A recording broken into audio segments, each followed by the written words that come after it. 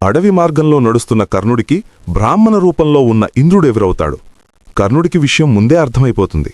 నీ దానగుణం గురించి విన్నాను, నాకు నీ కవచకుండలాను కావాలి అని అడుగుతాడు ఇంద్రుడు. అవి తన శరీరంలో భాగమని తెలిసినా కర్ణుడు వెనకడుగు వేయడు. ఇస్తాను, కాని ప్రతిగా మీ దగ్గర ఉన్న అత్యంత శక్తివంతమైన శక్తి ఆయుధాన్ని నాకివ్వాలి అని కోరతాడు ఇంద్రుడు.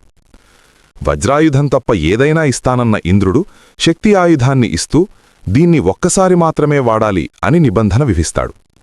కత్తులతో తన శరీరాన్ని కోసి రక్తం ఓడుతున్నా లెక్క చేయకుండా కవచకుండలాలను ఇంద్రుడికి సమర్పిస్తాడు కర్ణుడు. ఆ త్యాగానికి దేవతలు సైతం జేజేలు కొడతారు.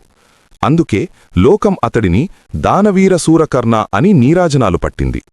మరోవైపు పాండవులను బయటకు లాగడానికి దుర్యోధనుడు పక్కా వ్యూహం పన్నుతాడు.